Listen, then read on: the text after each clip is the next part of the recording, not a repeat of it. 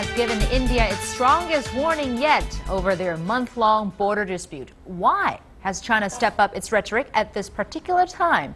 And after Chinese swimmer Sun Yang won his third world title in Budapest, another row has erupted after Mack Horton called him a drug cheat. What's behind this latest war of words? Welcome to The Point. I'm Natalie Wong, sitting in for Liu Xin.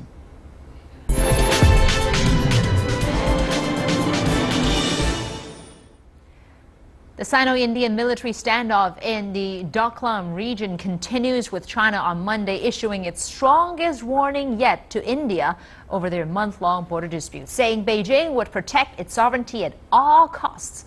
Speaking just a week ahead of the 90th anniversary of the founding of the People's Liberation Army, Defense Ministry spokesman Wu Qian said, "We urge the Indian side not to take any chances or hold any illusions." He also added that it's easier to shake the mountain than to shake the PLA. The statement comes day before a high-level security officials meeting of the BRICS countries, in which the military standoff is likely to be at the top of the agenda. So why is China stepping up its rhetoric at this particular time? Meanwhile, on the Indian side, a candidate of the National Democratic Alliance, Ram Nath Kovind, has won the presidential election, becoming the second president of India from the Dalit community. Will he have any influence on Indian Prime Minister Narendra Modi's policymaking? Joining me from New Delhi is Srikanth Kondapalli, a professor at the Chinese Studies at the Jawaharlal Nehru University. And in Beijing, Mr. Ye Hailin, director of the Center for South Asia Studies at the Chinese Academy of Social Sciences. So let me start with our Chinese guest. Mr. Ye, Chinese and Indian forces remain locked in a standoff sparked by a local road construction project in a disputed border area shared with Bhutan. But the Chinese Defense Ministry has just issued its strongest warning yet over the standoff. So what message is China sending? Firstly, I would like to clarify that this area is not a dispute area. It's Chinese territory, it's for sure, because it's recognized by the treaty signed almost 130 years ago and recognized by Indian government. Although Bhutan has some different opinion, but we also know for the very long term of the bilateral negotiation between China and Bhutan, these areas have never been on the target of the dispute. So we should clarify this. Not a dispute areas. So that's why Chinese attitude towards such kind of the accident is quite different away from the former accident happened before. And this time, I think for China, there's one thing for sure. Before the Indian army intrude Chinese territory, leave the withdrawal completely from Chinese territory, there won't be any negotiation. And China won't just sit down and stand off waiting for the season or the weather to change the whole atmosphere and make the two sides just separate and withdraw back to their stronghold. I don't think so. It's not an option. Well, of course, that's a precondition that the Chinese Foreign Ministry and the Defense Ministry have been issuing all the time. So let me turn to our New Delhi guest here, Professor Kondapalli. So why do you think the things have turned so strongly in the past few days ahead of very important military level, security level conversation between the BRICS countries? I think if you carefully look at Senior Colonel Wu Qian's statement, it also mentions a kind of conciliatory gesture. In his comments, he also mentioned that China is prepared to walk half the way. So this is the conciliatory gesture, which means that just a couple of days before, State Councillor Yang Jiechi, as well as the National Security Advisor, Mr. Ajit Doval, are meeting for the preparatory work for the BRICS summit meeting in Xiamen. There is also a chance for both of them to de-escalate tensions in this area. But is it possible that China would walk halfway? Mr. Ye, does Beijing have any stronger bargaining power in the talks with New Delhi? I think firstly we should also clarify one, this the high-level meeting between Mr. Duwa and Mr. Yang Jiechi is not for the current accident. It's only for the purpose of ensure the success of the BRICS summit. I don't think that these two high-level security officers will engage how to solve the problem at the border. And firstly, and secondly, we also should notice that the Chinese MFA and the PRA's attitude on so-called soft the tones has some precondition that the Indian army should leave the territory completely, and there's a precondition for the further negotiation.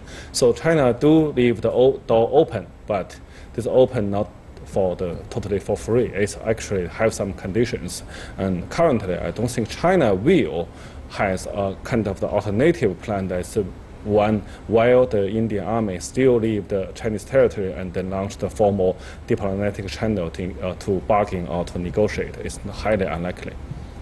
Professor Kondapalli, Narendra Modi's government has said India will be patient and peaceful in dealing with its neighbors, but like Mr. Ye said, China is insisting on a withdrawal of Indian troops from the region as a precondition for dialogue. Do you think India would follow suit?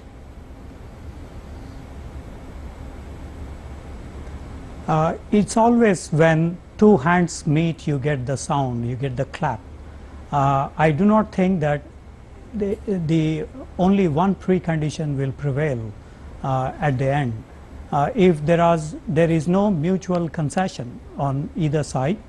For example, the External Affairs Minister, Mrs. Sushma Swaraj, spoke in the Indian Parliament the other day, and she suggested to mutual withdrawal, number one. Number two, she also suggested to the security concerns for India in terms of this road construction activity, and suggested that the status quo on June 15th should prevail in this area.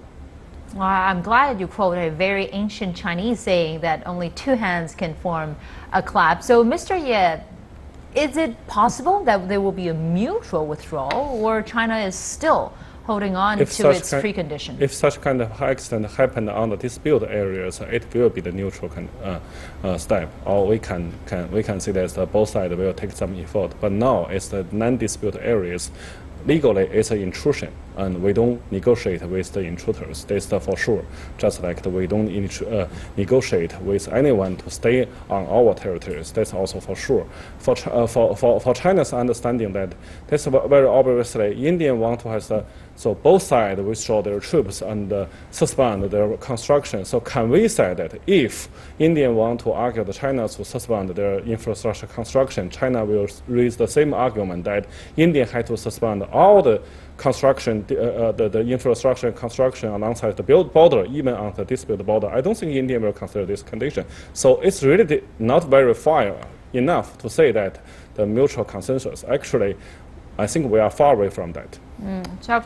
Professor Kondapalli, this strong rhetoric from the Chinese side and from our Chinese guests as well, will India, accept this term of intrusion? What is New Delhi responding to this? I think there are two basic things in this, as been articulated by the Bhutanese side in terms of the High Commissioner of Bhutan in his statement on June 29th in New Delhi about the status quo that has to prevail up to the June 14-15th level. That means no road construction activity.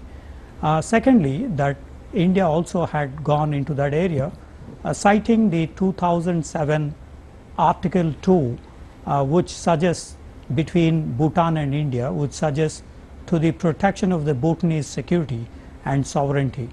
And big nations do come to the rescue of small nations, and the audience would know that United States has alliance systems which it invokes time and again. China, with its 1961 treaty with North Korea, sometimes comes to the rescue of North Korea as well, citing the treaty obligations between the two sides. So I think the Indian side had suggested to Article 2 of the 2007 treaty between Bhutan and India in this context. Secondly, there is also the understanding between India and China, also between China and Bhutan in 1988 and 1998 between China and Bhutan, as well as the 2012 understanding between India and China at the special representative level, that the status quo should not be changed on the ground by any construction activity in the areas of territorial disputes between nations. So flowing from this, there is the Indian presence there. Well, there's a common saying among the international community that India is now painting a picture of China being the bully, and India comes to Bhutan's rescue.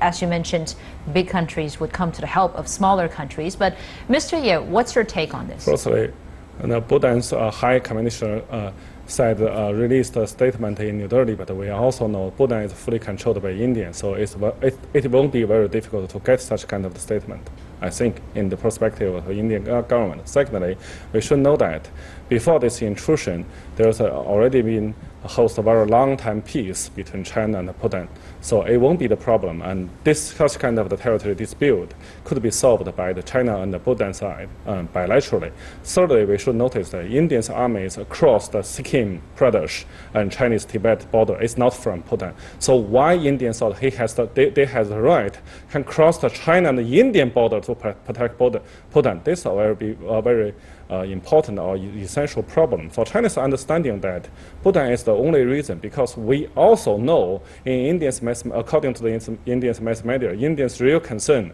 is that so-called their national security and national interest in their territory, so that Indian thought such kind of construction will bring some negative impact to the Indians' territory and the national security. We fully understand that, but Indians' similar construction also bring a lot of the negative impact to China. Is there any case China do the same thing just like the Indian did 1 month ago?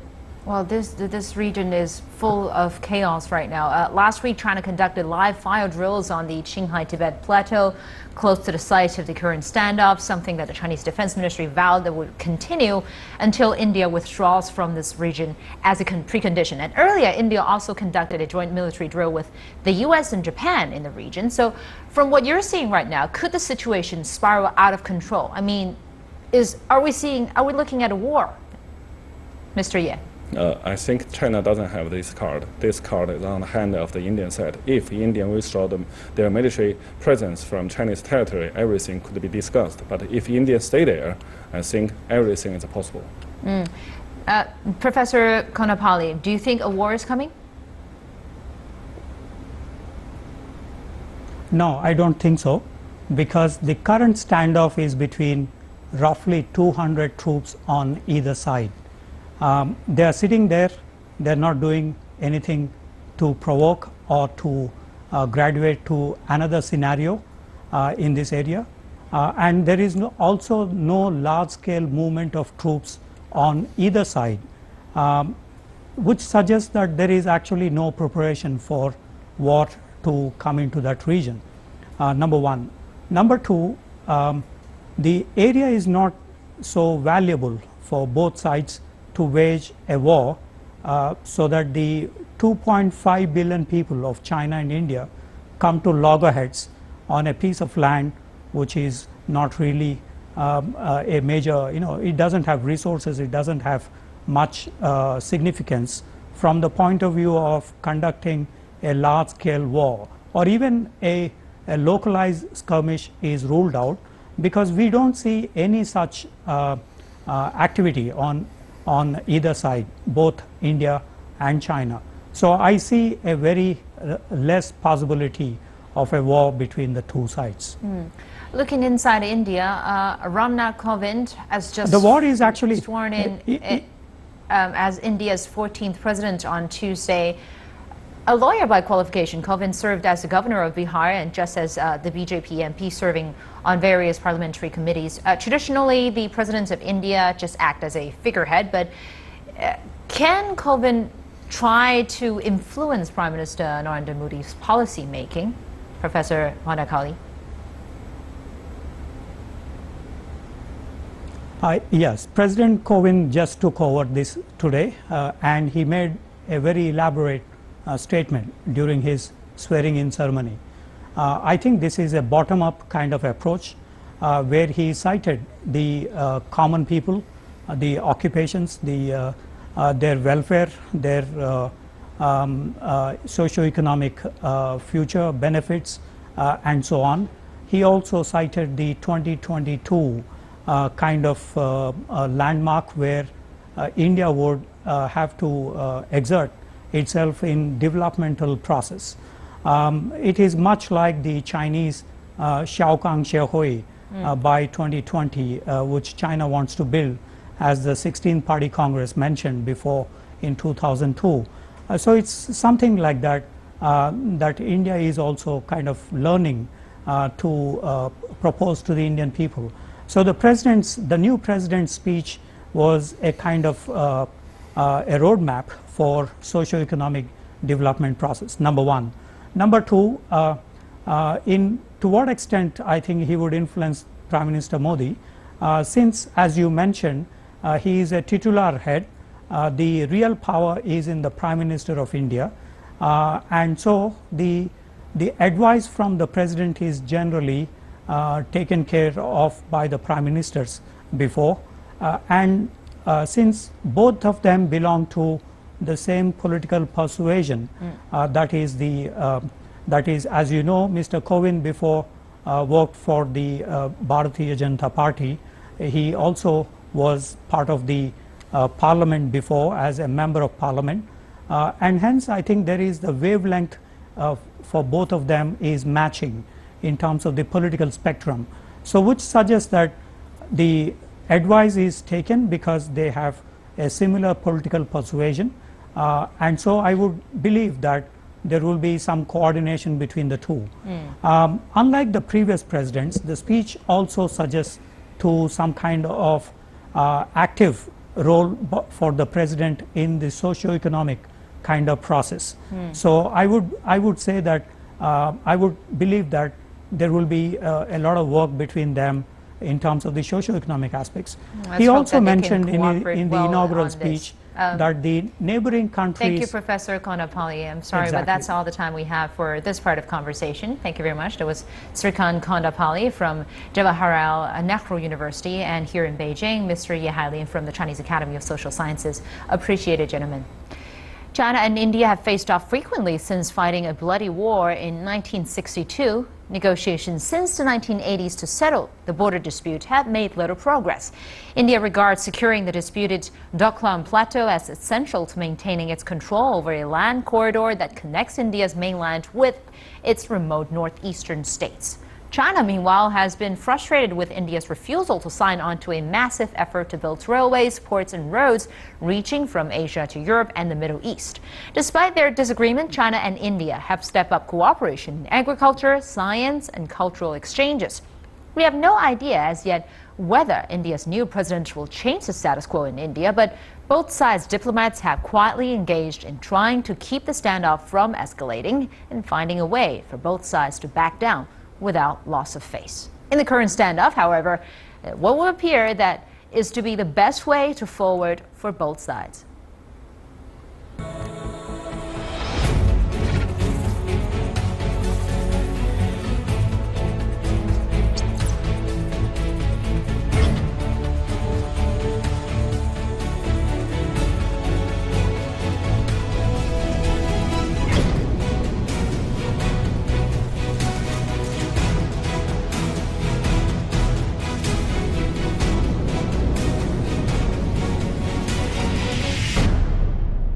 Welcome back to The Point.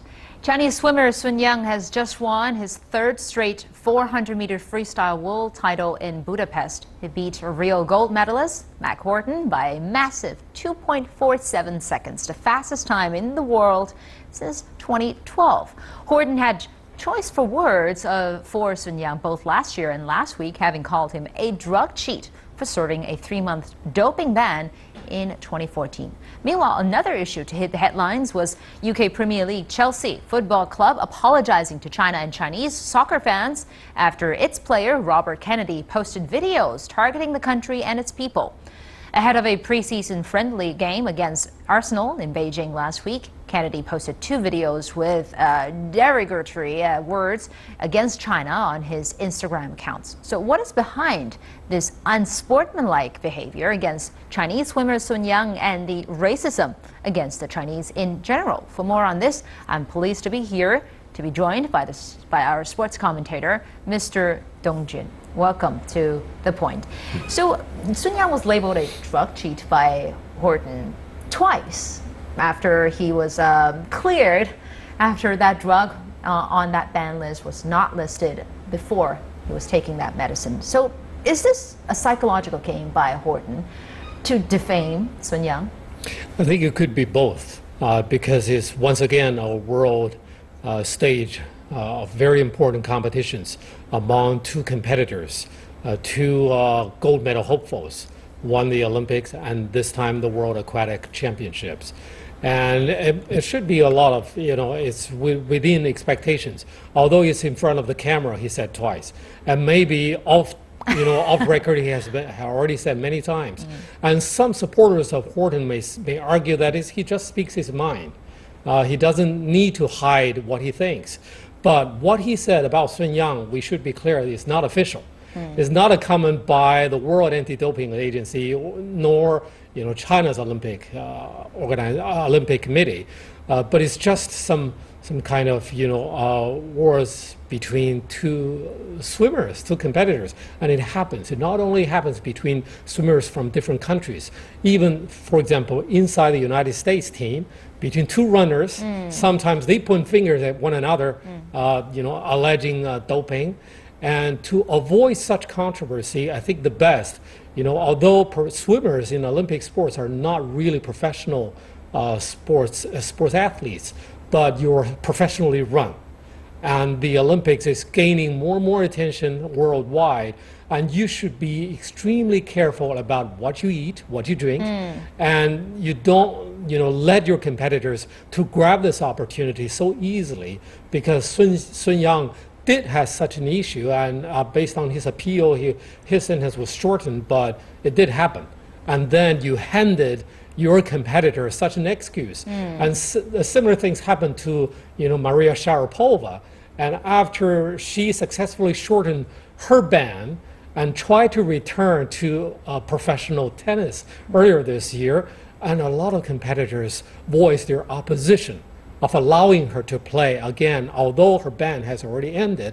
And then Maria Sharapova couldn't get a wild card to enter into the French Open and then the Wimbledon for 2 consecutive majors. So such things, finger pointing happens all the time because, we Chinese fans tend to associate such, argument to the national level, but to national pride. In sports, sometimes it's purely individual, and it's athletes, just competitiveness. Athletes don't think about, I am so disgusted by Chinese swimming. He just accuses Sun Yang for cheating, which is, based on no evidence we understand. For non-sports fans, for instance, like me, there's a widespread misunderstanding that doping issues somehow, more or less, exist inside the sports industry. For instance, you have to take no country, performance-enhancing no medication. country is absolutely free of doping. Okay. Every year you read the news and you hear that some new bans issued by the Chinese Sports Authority and Olympic Committee against some teams and some individual athletes. It happens. But the difference is the attitude of the country towards such practices, because sports is becoming so commercialized and marketized, and it kind of, entice individuals or athletes or their coaches or their doctors to try to, take advantage of their latest development in developing new drugs. All right. But apart from this, there's a clear line between medication, whether it's on the doping list or not, but there's a clear line of racism. The Chelsea soccer player said something really bad about Chinese, used the F word. That's unforgivable. So difficult to understand, to figure out, because we know that this is the recess time between 2 seasons, and most of these English Premier League teams and players are resting, are spending their holiday, and they are making extra money in Asia by doing some very relaxed exhibition games. They are making easy money here, and how come they can make such stupid PR mistakes, and not only once but twice? And although he has, I heard, that he has already repeated 3 times his apologies toward Chinese fans, toward China, but I don't think that will be enough to mend the damages he has already caused. So it's up to the very nervous Chelsea club to make their statement clarifying that what he said doesn't represent the club, and he was completely out of his mind. And many fans are saying his apologies are not sincere at all. But maybe it's because the sports games are tied so closely with national pride. For instance, when Xu Haifeng won the first Olympic gold medal back in 1984, China was so thrilled of its first Olympic gold medalist. But up until now, for instance, during the London game and the Rio Olympic Games, winning gold medals are not so new anymore for Chinese fans. Is that a good thing or not, that this national pride thing is disconnect with the gold medals? I think in certain editions, especially after you reached a historical climax or peak in 2008 Beijing Olympics, China was so close to the top of the United States, and then maybe Chinese fans, they still belong the same generation who has experienced the excitement of reaching that high, and then the following editions in London and then in Rio, they may not be as obsessed about with the gold medal winning or medal winning as before, but I think very soon the excitement and their expectation will grow again, especially upon seeing a traditional power, old power like Great Britain, to gradually, secretly climbing back on top, among the top, even surpassing China. I think it kind of stimulate the Chinese anxiety to win back some of the goals that they lost in the past couple of editions. Well, overall, it's entertainment, let's hope. Thank you very Absolutely. much. Yeah. That was Mr. Dong Jun, sports commentator. And here's my last point. It's of course sad to see unsportsmanlike behavior in any situation, but somehow it seems even worse when it's done in an international context like the ones we have been talking about in this program. Whether we are talking about verbal abuse, the taunting of an opponent, excessive celebration following a scoring play. I have to say, unsportsmanlike conduct leaves a bad taste in the mouth for everyone, which surely is damaging the entire point of taking part in sporting matches in the first place. Well, let's hope these latest examples will remain the exception rather than the rule, and that young people don't learn the wrong lessons from these loud-mouthed, overpaid sportsmen. Thanks for watching The Point. I'm Natalie Wong, sitting in for Liu Xin. Follow us on Twitter or visit our Facebook page using the hashtag ThePointWithLX. Download the application called CGTN Live. Goodbye for now.